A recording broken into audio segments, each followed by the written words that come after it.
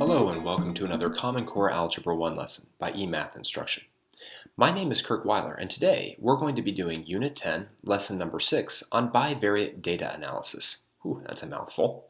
Before we begin, let me remind you that you can find a worksheet and a homework assignment that go along with this video by clicking on its description or by visiting our website at www.emathinstruction.com. Also, don't forget about the QR codes. At the top of each one of our worksheets, you can scan this code with either your smartphone or with a tablet, and it'll bring you right to a video that's associated with that lesson. All right, let's begin. Bivariate data. Bivariate really means two variables, all right? And very often in the real world, what we want to do is think about an association that might occur between two variables. Ideally, so that we could use one variable to predict what's going to happen with the other one. Now let's take a look at exercise 1. Here's a really good example. A survey was taken of 10 low and high temperatures in Fahrenheit in the month of April to try to establish a relationship between the day's low temperature and high temperatures. All right, so just to make sure you get it, right, the idea would be on a day when the low temperature was 26, the high temperature ended up being 49. On a day when the low temperature was 28, the high temperature was 50. All right, not rocket science there, I understand, but that's it. Now, one thing that you're often asked to do is to create scatter plots. All right, this is as easy as plotting points. So in other words, that 2649 is thought of as the point 26, 49 and 28, 50. All right, so let's do that. Now, very often when these kind of scatter plots are made, the symbol that's used isn't a circle, but it's a square. But you can use a circle if you'd like. So 26, let's see, these go by 2, so 26 would be here. The vertical scale also goes by 2, so 49 would actually be right here. And very often they'll use like a symbol kind of like that.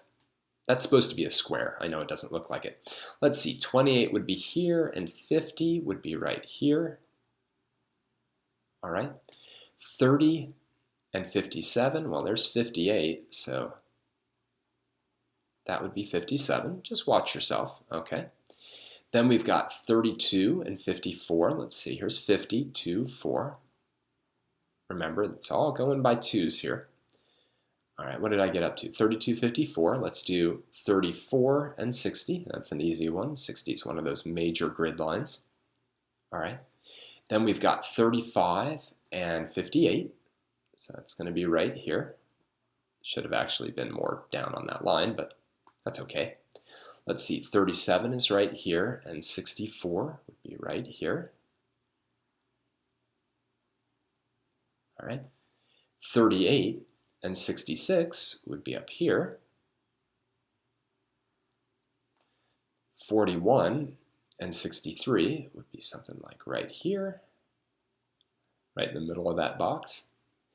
And 45 and 72, that'd be a nice day in April, wouldn't it? A 45, 72 degree day. Of course, if you're watching this video and you're out in California, you're like, that's a terrible day. In upstate New York, it's awesome. So we definitely see a pattern, right? Generally speaking, as the low temperature goes up, the high temperature goes up. It's not a perfect pattern, but it's not a bad pattern. Now, letter B says, draw a line of best fit through this data set. Now, this is where it's actually very difficult for me to give you great instruction in a screencast. Because what a teacher would tell you to do, and I'm a teacher, is to take out your ruler, put it along that data so that it has about the same slope, try to have about as many points above the line as you do below the line, and then draw your line. I'm going to draw mine in red. And let's see, it's something like that.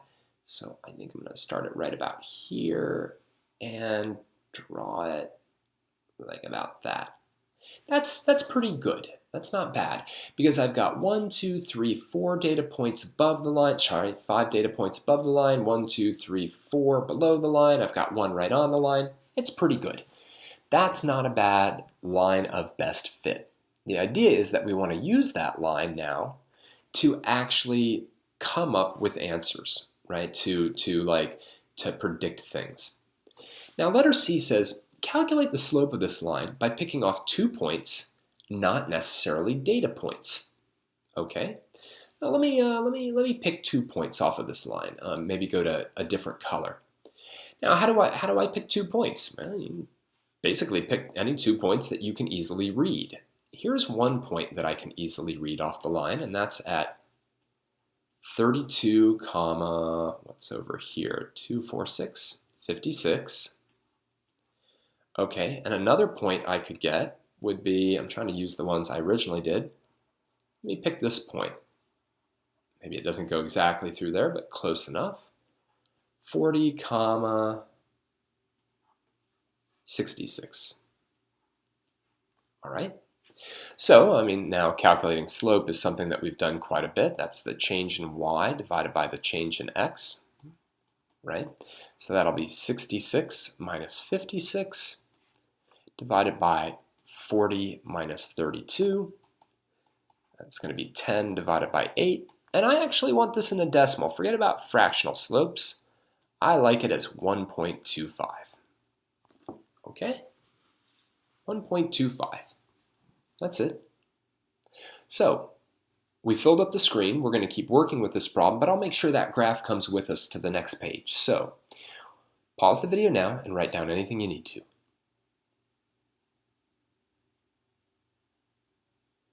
Great. I'm going to clear out the text. You ready? Here it goes. Let's take a look at the next screen. All right, there's that line of best fit, right? And there are those 2 points that I used. Maybe that's a little bit of a better line. Letter D says, use your line of best fit to estimate the high temperature for a day in April, given the low temperature was 42 degrees. Illustrate your answer on the graph. Now, I've already kind of done this in a certain sense, but the idea is we would come over here. Let me change back. I don't like the green so much. We'd come over here to 42. And then from 42, actually, let me go blue here. From 42, we would go up to the line, right? And then we'd go over. And granted, it's maybe not perfect, but it basically looks like it would come out to be 68, right? And that's what lines of best fit are useful for, right? We're trying to come up with this correlation, right, between low temperature and high temperature. How do they relate to each other? So we plot our data, we draw our line of best fit on, either way, and then we use it to help us predict what may happen in the future. So I wake up, it's 42 degrees outside, and now I know in all likelihood the high temperature is going to be 68. Will it always be 68? No, because this isn't a perfect correlation. And we'll talk about what makes things more or less perfect in terms of correlation as we go on in these statistical lessons. All right, but take a look at letter E. Would you characterize the relationship between the low temperature and the high temperature as a positive correlation, or a negative correlation? Explain. Pause the video now and write down what you think. Even if you don't have a good explanation, write down where you think it would be a positive or a negative correlation. All right, here it goes. Now, by the way, positive and negative aren't about it being a good correlation or a bad correlation, all right? In fact, I would call this a positive correlation because as the low temperature, do a little abbreviating, increases, the high temperature increases. All right, so variables can either be positively correlated, which basically means they move in the same direction. As one of them gets larger, the other one gets larger. Or there can be a negative correlation, meaning as one variable gets larger, the other one gets smaller. This might be, let's say you were recording how many minutes you spent in the gym versus your weight loss. Generally speaking, the greater amount of time that you spend, the greater your weight loss. So how about this? The amount of time in the gym versus your weight, right? So as the amount of time in the gym goes up, your weight goes down. Well, anyway, hopefully we'll see some better negative correlations than the one that I just came up with. But that's the deal with positive and negative correlations. Do the variables move together or do they move in opposite directions? Okay, so I'm going to clear this out, copy down anything you need. Here we go. Great, let's keep going. Correlation versus causation. This is one of the most classic topics in all of statistics. Okay? Sometimes there can be a great correlation between two variables, but no causal relationship. In other words, you could easily have two variables that seem to move together. As one gets larger, the other one gets larger. As one gets smaller, the other gets smaller. Or it could even be a negative correlation and a really good one. Oh, as this is getting larger, this particular thing is getting smaller. All right? And a lot of times what will happen is people will draw causal relationships. In other words, well, I don't want that thing to get larger, so I have to stop that thing from getting larger, right? But as statisticians will say, correlation is not causation, okay? Causation, or a causal relationship, is literally when one variable getting larger causes the other variable to either get larger or smaller, all right? That's causal. So this is an important thing to understand about statistics, something that you'll definitely be tested on a Common Core exam. So let's take a look at some examples to clarify it, okay? Exercise 2. In each of the following scenarios, two variables are given that, if plotted, would have a strong correlation. In other words, a scatter plot where the data falls nearly in a line. Determine if there exists a causal relationship between the two variables. If so, which variable causes the other? All right, take a look at letter A. The high temperature in New York City and the number of bottles of water sold. So if I graph that, if I graph the high temperature, and then if somehow I could find data that told me how many bottles of water were sold, that would be a very strong correlation. Is it causal? And the answer is yes. It is causal with the temperature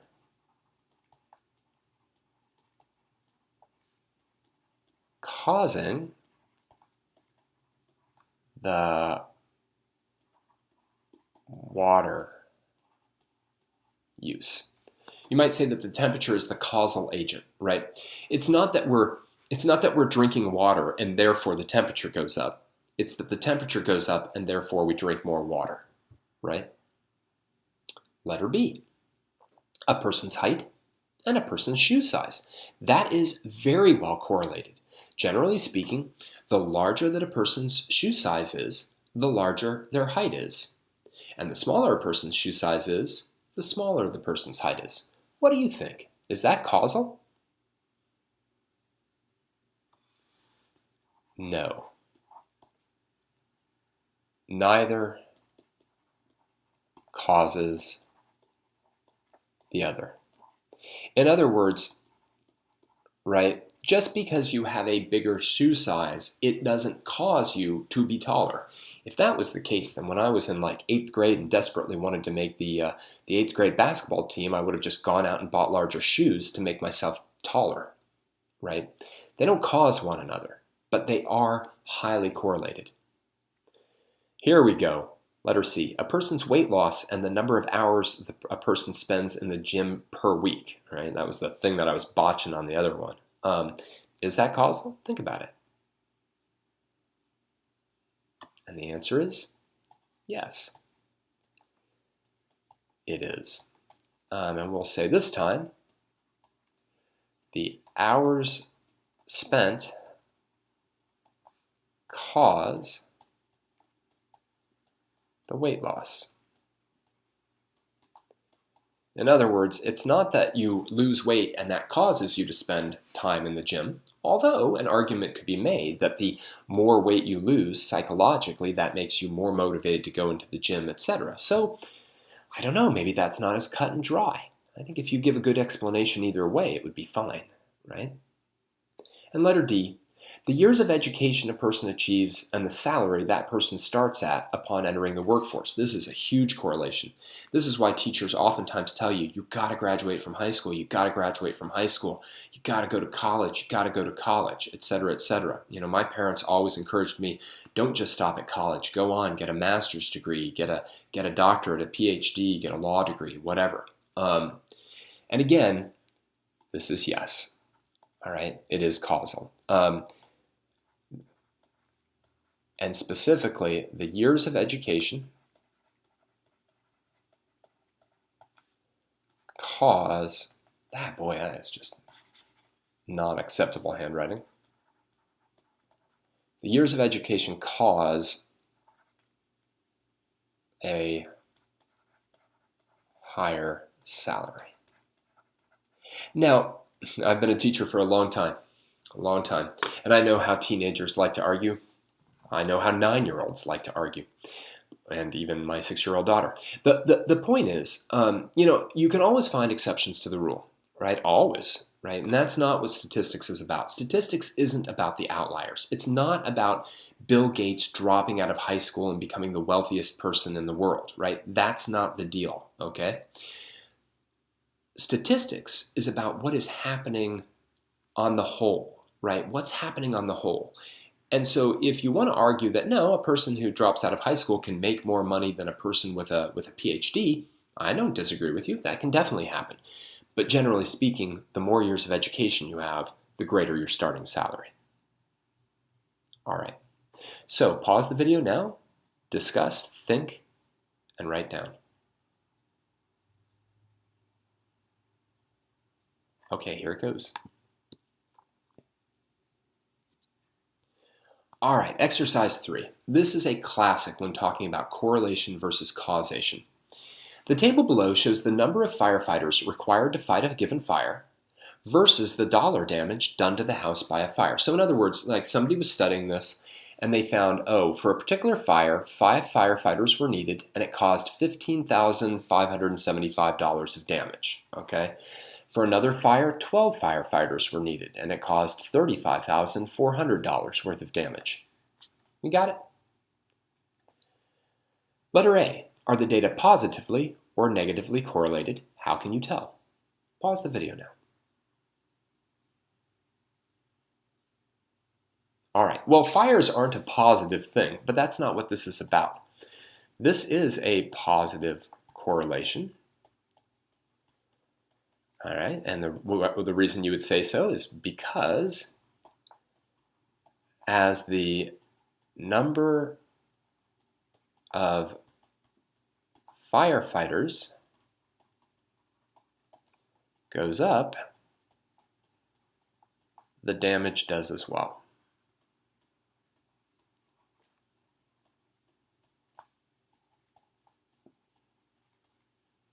Right? That's clear, right? 2, 2932, 16, 52,900. Letter B. Does the number of firefighters cause the damage done to the house? If not, what hidden variable is causing both variables to change? So in other words, this is a classic causation versus correlation problem. What do you think? Does the number of firefighters cause the damage?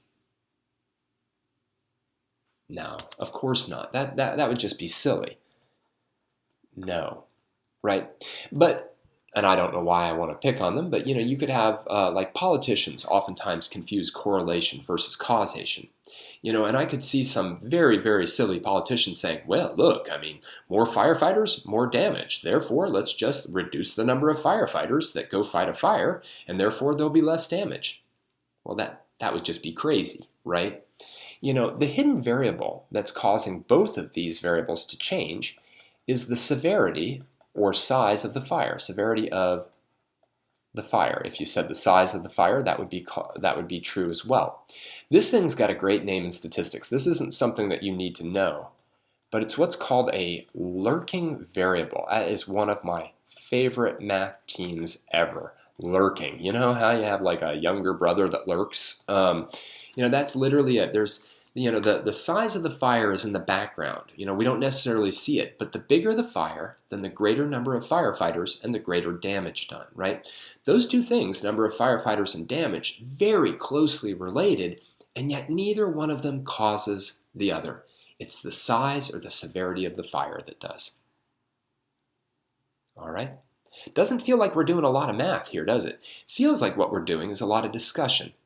There's nothing wrong with that. And don't think it isn't math, because it is. All right, pause the video now if you need to, and then I'm clearing out the text and we're wrapping it up. All right, here we go. So today, we started talking for the first time about bivariate data analysis. Bi meaning two, variate meaning variables. We're going to spend a lot of time on this. We're going to use our calculators in the next lesson and see a lot of different things. But the big picture is, what we're always trying to do is use one variable to try to predict what the other one will be doing, right? Sometimes one variable causes another one to do something. Sometimes it's only a correlation, though, and there is no causative effect. For now, let me thank you for joining me for another Common Core Algebra 1 lesson by eMath Instruction. My name is Kirk Weiler, and until next time, keep thinking and keep solving problems.